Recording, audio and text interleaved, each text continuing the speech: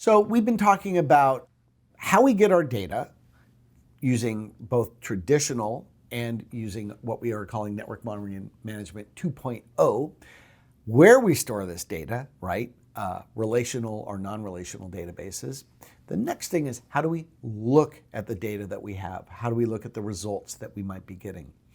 So in our traditional network monitoring and management, we oftentimes used what were called monolithic interfaces or dashboards. So essentially what would happen is you'd have a piece of software, it would have a back-end data store of some kind, maybe RRD files, or possibly a database like MySQL or PostgreSQL, and it would draw for you graphs and present them to you in a pretty static type of interface. You usually could update them and change them to a degree. Sometimes it would require quite a bit of effort. Other times you were constrained as to what you could do, or you had to do quite a bit of gymnastics, as we might say, to actually create something new and different. Cacti is a powerful tool and has multiple plugins that can be used to update what functionality is available in its interface, or you can update templates directly. Cacti uses MySQL, which is a relational data store. Cacti's interface is quite powerful, but one advantage with some of the newer dashboard tools is that while they are very complex, you can use them with many different software stacks. So these are some of the traditional tools that have monolithic interfaces that we've talked about in the past include Cacti, SmokePing, Nagios, and then there's LibreNMS, which is a bit more of a hybrid tool where your interface can be updated and changed pretty easily, and you can make it look the way you want. You can create dashboards, but again, creating unique, different individual graphs out of the data that you have, that's harder to do. So with our newer Network Monitoring Management 2.0 tools, as we're calling them, we have what are called dashboards. And dashboards are provided by pieces of software that are part of software stacks.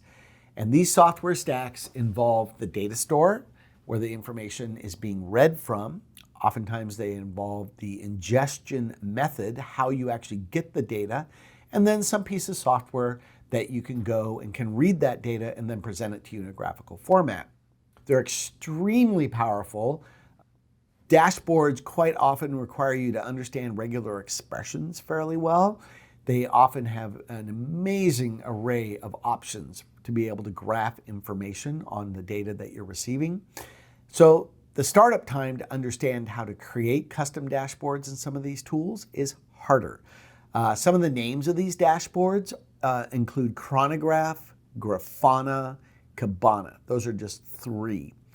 These, some of them can read different types of data stores. Some of them are more constrained. We're going to talk about this in a moment.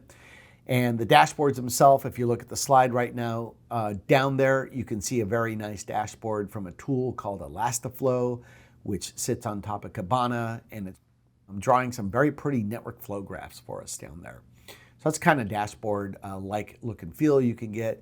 The good news, even though they're hard to build a custom dashboard from scratch, many of these projects have a whole bunch of example dashboards for you that you can download easily, install, apply them to the data you have, and see what looks good. You may realize, oh, there's a set of graphs here that actually do not work with the data that I'm getting. You can just remove them. You don't need to have them. Getting rid of stuff's easy. It's adding it that's hard.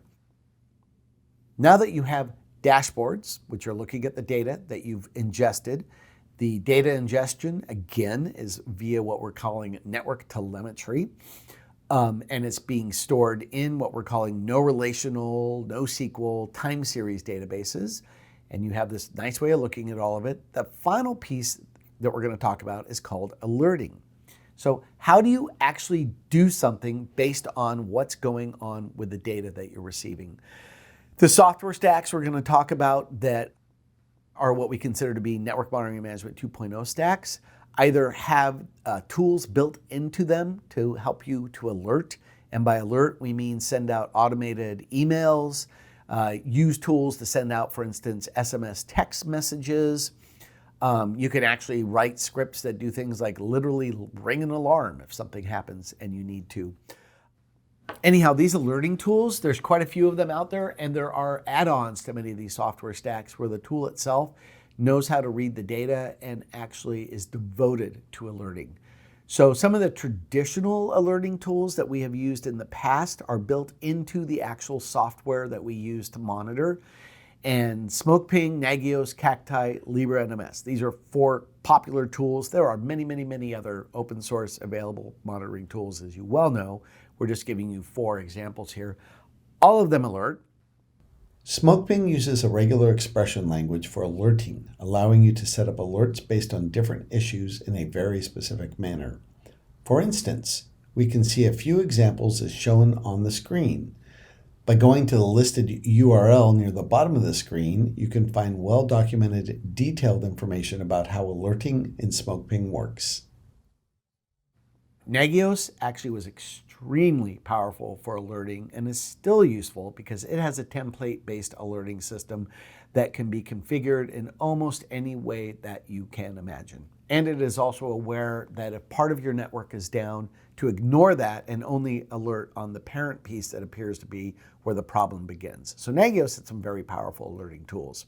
Cacti, you could alert. You needed to add some plugins to Cacti to be able to alert, and generally it alerted on thresholds. So it would look for a temperature, a speed, amount of traffic, numbers of errors, something like that, and it could alert. And of course, the moment you can send an email out, that means you can go to a gateway and you can send out SMS text messages if you want. You can do all sorts of stuff. And then Libra NMS, it has built-in alerting and it's gotten better and better. Originally it was kind of hard to use. Now it's gotten much better. And again, you can alert on thresholds in Libra NMS. So, okay, what about Network Monitoring and Management 2.0 and alerting? Well, a few of the tools, and we're going to show you where these all fit sort of in these stacks, include Alert Manager. So this is something that comes with a software stack called Prometheus. Grafana, it's the visualizer that shows you what your data looks like in a visual manner, and it can analyze your data. Grafana is also able to alert for you. Capacitor, that is an alerting tool built into the Tick stack. And Kibana, that is a tool that allows you to alert as well as to view. That's a dashboard. It's built into the Elk stack. So now I've given away the surprise here, the name of these stacks, right? So I just use these terms, Prometheus, Tick, and Elk. Doesn't probably mean anything to you unless you already know something about them, but we're going to get to those and explain to you why they have these names other than Prometheus, which just simply has that name, and show you what that looks like.